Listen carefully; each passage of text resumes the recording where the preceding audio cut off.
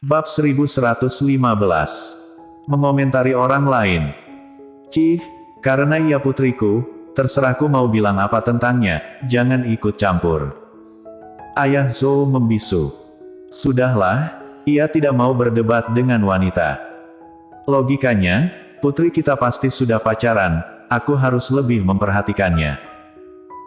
Ayah Zhou ingin menyuruhnya memberikan ruang privasi untuk putrinya, tetapi setelah dipikir-pikir, akhirnya ia tidak mengatakannya. Bagaimanapun, hubungan ibu dan anak tentu lebih akrab daripada hubungan ayah dan anak, ada beberapa hal yang masih bisa dibicarakan. Gita tidak makan banyak seharian, mungkin karena terlalu bersemangat, ia tidak merasa lapar sama sekali. Ia justru merasa energi. Setelah selesai mandi, ia mencoba gaunnya. Tak disangka gaun itu sangat pas, entah itu lingkar pinggang maupun jahitan di bahunya.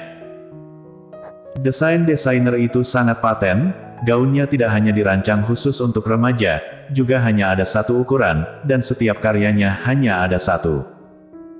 Ia tidak akan pernah membuat dua gaun dengan desain yang sama.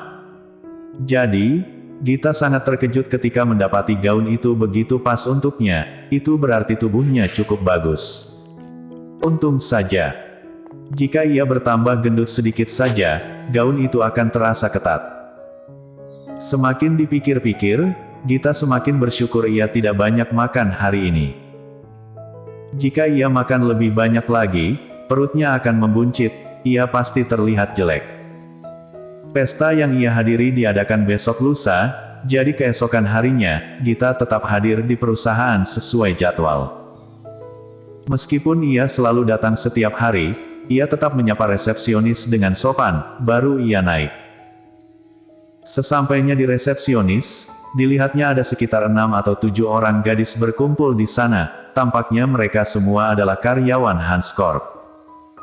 Gita mengira sedang ada sesuatu, jadi ia tidak ke sana karena takut mengganggu, tetapi siapa sangka seseorang memanggilnya. "Hei, tukang antar makanan, tunggu." Tukang antar makanan. Gita berhenti dan menatap sumber suara itu dengan heran. Sepertinya orang itu memanggilnya. Bagaimanapun, melihat sekelilingnya, ia tidak mendapati tukang antar makanan lainnya. Memikirkan ini, Gita menunjuk dirinya. Seorang gadis tinggi yang di antara kerumunan itu mengangguk dengan angkuh, "Ya, kamu, kemarilah." Entah mengapa orang itu memanggilnya, tetapi demi sopan santun, Gita tetap berjalan mendekat. "Halo, ada apa?" Begitu ia mendekat, semua gadis menatapnya tanpa basa-basi, mata mereka terus memindai tubuhnya seolah-olah mereka hendak menelan Gita hidup-hidup. "Apa-apaan ini?" Gita mengerjap-ngerjapkan mata sambil menatap para wanita yang muncul tiba-tiba itu. Entah apakah itu hanya pemikirannya sendiri, tapi ia benar-benar merasa tatapan gadis-gadis ini tampak bermusuhan. Tetapi, memangnya kapan ia menyinggung orang-orang ini? Semua orang melihat ke arah Gita, mungkin karena deskripsi gadis resepsionis itu terlalu sederhana dan ia tidak bisa mengingat seperti apa sosok Gita, jadi gadis-gadis yang tak tahu sosok asli Gita itu langsung menganggapnya sebagai orang biasa saja. Namun saat ini, saat melihatnya langsung, hati mereka pun terasa masam. Karena Gita tidak sejelek bayangan mereka, bahkan ia bisa dibilang bukan gadis biasa.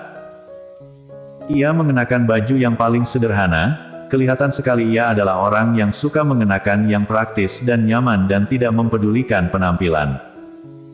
Tetapi dandanannya itu tidak membuatnya terlihat rendahan, ia justru sangat enak dipandang. Tatapan mata dan auranya sangat energik. Ia tidak seperti kaum pekerja kantoran seperti mereka. Karena sering begadang, kebanyakan dari mereka memiliki lingkaran hitam atau kantung di bawah mata mereka. Meskipun sudah memakai produk perawatan kulit yang mahal, kulit mereka tetap tidak ada apa-apanya dibandingkan dengan kulit putih murni yang kenyal alami. Seperti kulit Gita, kulitnya sangat bagus sehingga membuat mereka iri. Kalau tidak bisa mencerca penampilannya, maka mereka hanya bisa mengolok pekerjaannya. "Kudengar kau membuka restoran Nyi." Gita mengangguk, "Iya, apakah ada yang mau ditanyakan?" Tidak ada. Setiap hari kamu mengantarkan makanan untuk CEO Han, bisakah kamu mengantarkan makanan untuk kami juga? Benar, kami juga mau makan ramen, bawakan untuk kami ya.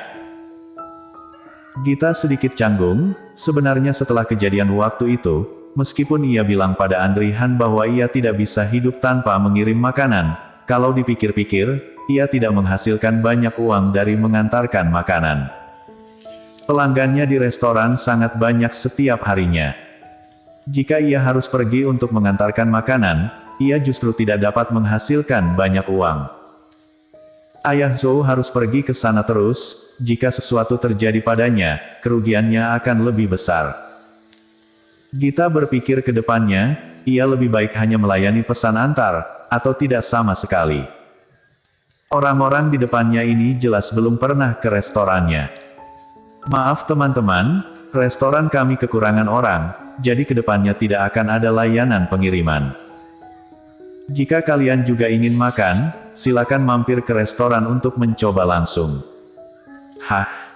Tidak ada layanan pengiriman lagi.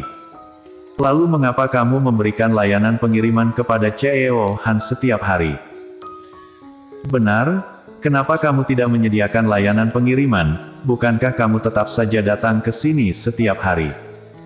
Jangan-jangan kamu merasa kami hanyalah karyawan biasa, dan kami cuma wanita, sehingga tidak menguntungkan bagimu, jadi kamu tidak mau melayani kami. Gadis-gadis itu saling memandang dan mengejek satu sama lain. Makanya, kamu kan bukan CEO, dan kamu bukan laki-laki, tidak ada manfaat yang bisa diambil darimu. Memangnya kenapa ia harus mengantarkan makanan untukmu? Hei, pengantar makanan. Kamu ingin panjat sosial ya? Gita tidak punya maksud lain. Ia datang karena pria itu memintanya datang, tetapi sekarang, mendengarkan ocehan mereka, melihat wajah arogan mereka yang memandang rendah dirinya, ia akhirnya mengerti mengapa orang-orang itu berkumpul di sini. Ia yakin, mereka hanya ingin menyinggungnya. Gita segera mengerti, kalimat-kalimat ejekan itu membuat ekspresinya berubah menjadi dingin. Aku mau panjat sosial pun, apa hubungannya denganmu? Kurasa kamu yang ingin panjat sosial. Itu sebabnya kamu ingin menyerangku, bukan? Mereka mungkin merasa Gita tampak penurut, tak disangka ia sontak menyerang balik dengan wajah dingin. Orang-orang itu pun tercengang untuk beberapa saat. Gadis resepsionis bersembunyi di samping, melihat kejadian ini, ia diam-diam merasa puas.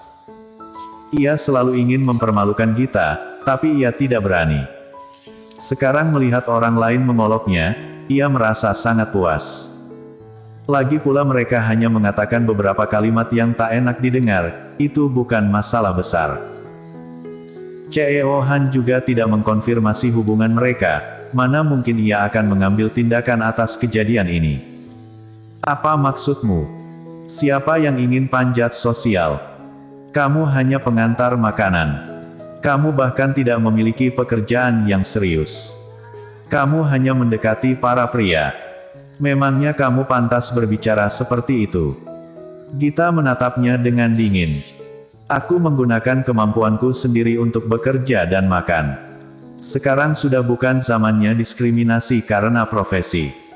Kamu juga hanya mencari pekerjaan yang santai. Memangnya hanya kamu yang bekerja?